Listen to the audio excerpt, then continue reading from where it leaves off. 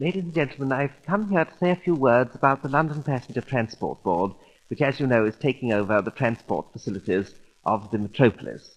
And, of course, it is the object of the board to decentralize the various companies involved and centralize them so that they're not so involved as centralized companies of a decentralized board, if you'll follow me. Of course, it's been a vast task moving all the companies from 55 the Broadway, Westminster, to 55 the Broadway, Westminster, as you can well imagine.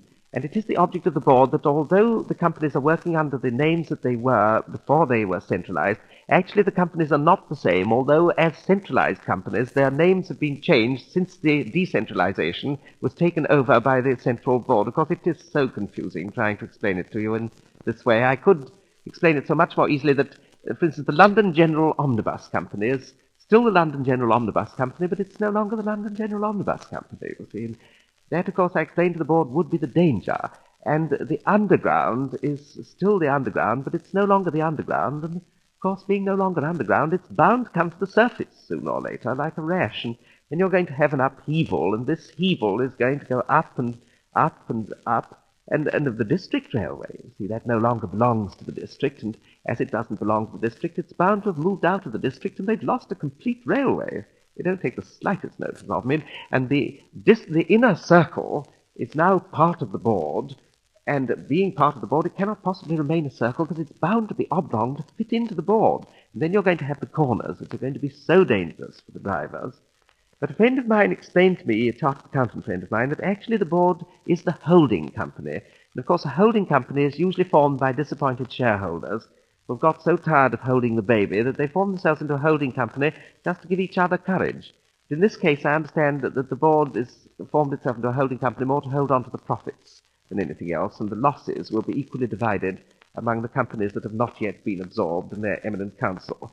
And also it is the object of the board to take over all the public utility services, and with this end in view, they've got into the closest touch with the new police force and the United Dairies, because these two services can help each other tremendously, because it will be required that all policemen coming on point duty must have at least a pint bottle of milk concealed in the helmet, and in return the United Dairy roundsman will deliver the police summonses with the first delivery of milk in the morning.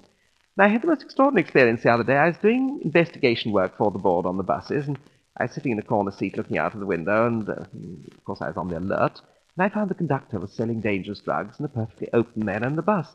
He went up to each of the passengers and said, "Any more fare, please? Any more fare, please? Any more fare, please?" I couldn't believe my ears. And when he came up to me, I said, "You know, young man, this is more than your job's worth to do a thing like this." And he said, "Well, do you know that my job's worth so little? If my wife hadn't been working, I wouldn't have been able to get it on." And he said so many of them were in the same boat. They didn't know what to do for the best, and so they did nothing. And because they did nothing, of course, they got the sack. And then when they went to the labour exchange, they were given 16 shillings a week for doing exactly the same thing.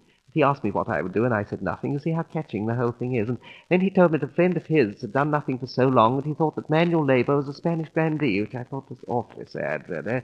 But the board are determined on one thing, and that is to alter the traffic congestion during the rush hours. And the little scheme that I put up of my own should be useful to them. That is that during the rush hours, all the traffic will be diverted from the main thoroughfares into the side streets, so that you'll get a clear thoroughfare all the way through. They're also doing away in the traffic control signals with the yellow and the red lamps, and just leaving the green light at go, which should speed things up considerably.